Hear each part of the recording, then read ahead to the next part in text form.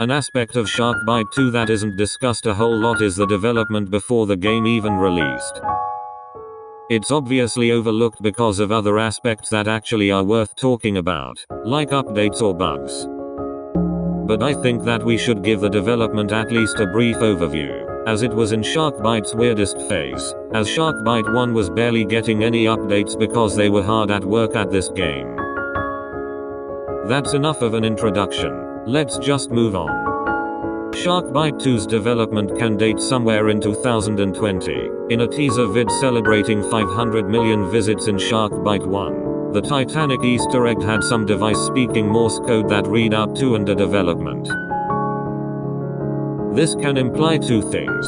The first implication is that this was the very beginning of Sharkbite 2's development. The second implication was that this was the Ready Player 2 Roblox event that was soon going to take place after this. I'm in the belief that this was the very beginning of Sharkbite 2's development. I'll explain why. The teaser video was released on the 2nd of May, 2020. The Ready Player 2 event started the 23rd of November, 2020. Sharkbite's rendition of the update was made the 2nd of December, 2020. I don't think the devs were working on the event for this long, specifically a near 7 months. That's enough of one teaser, let's go forward. The first confirmed instance of Sharkbite 2 comes at the 7th of August, 2021. The very reason why Sharkbite 2 exists is because the code for Sharkbite 1 was pretty outdated, as well as balancing and bug issues.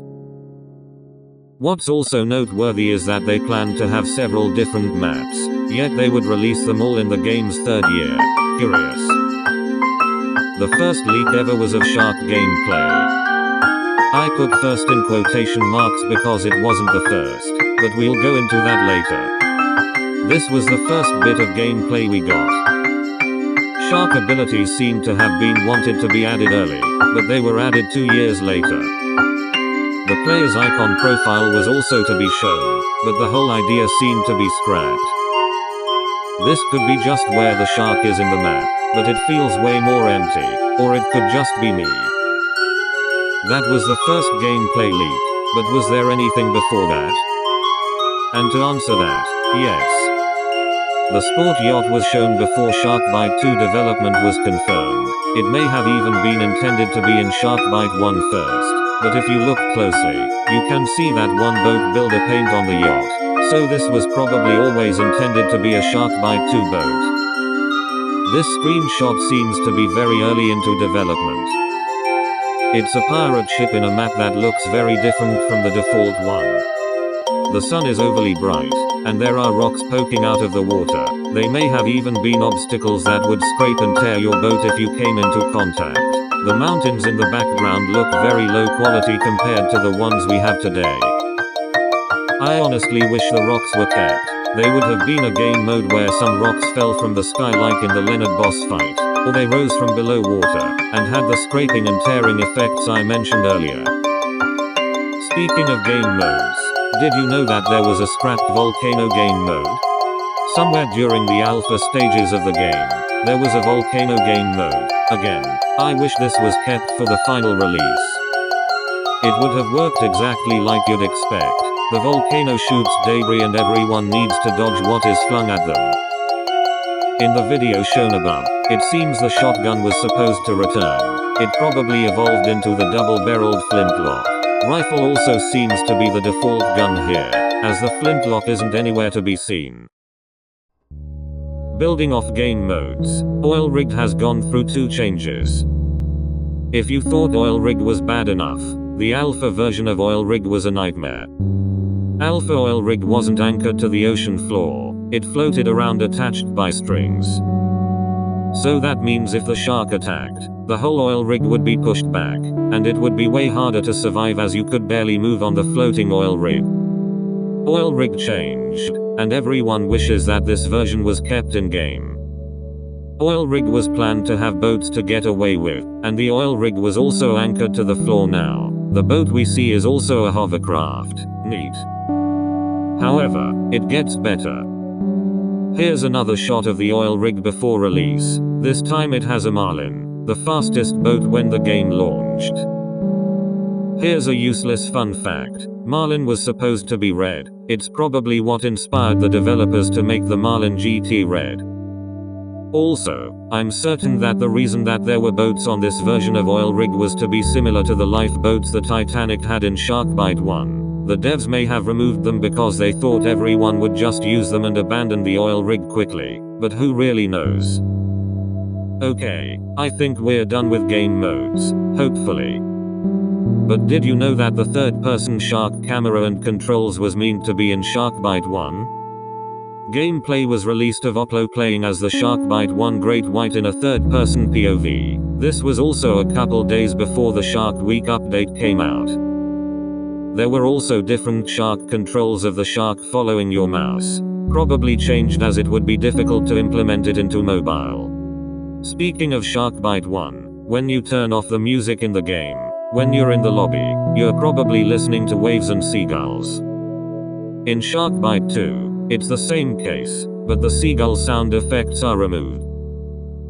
It wasn't always like this. Seagull sound effects were actually supposed to be in-game, suggested by 2021 gameplay. Take a listen.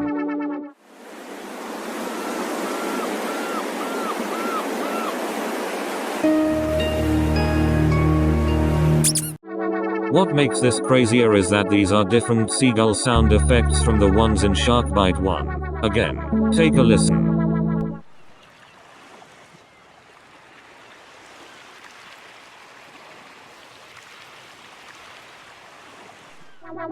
Because they are different, it kinda makes me question why were they removed. The seagull sound effects in Sharkbite 1 really fit the calm, peaceful vibe and atmosphere of Sharkbite 1. I think it can work here too.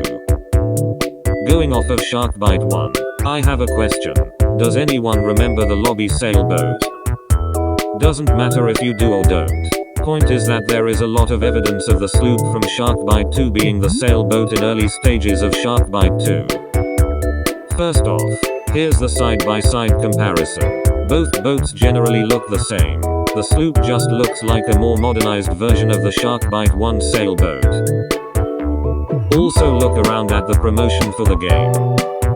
In the lobby before getting replaced by a duck boat, being surrounded by beginner boats in promotion art and in the lobby in Sharkbite 1, and being in the Sharkbite 2 trailer. Keep in mind none of these feature the actual Sharkbite 2 sailboat.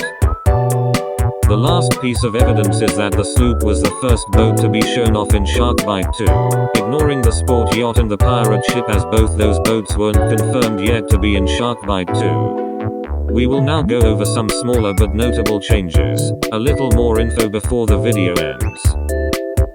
The Sharkbite 2 welcome badge changed to have shark jaws rather than a lifesaver buoy. Personal preference to which one is better. The extraction helicopters may have been completely dark on the inside, probably changed to give the helicopter more character. There were supposed to be grey jet skis at some point, or the jet skis were always meant to be green but were grey to fit in with the warship. The leaderboard structure didn't have the top 3 players' profiles on there. There was also supposed to be a globe-like structure at the top.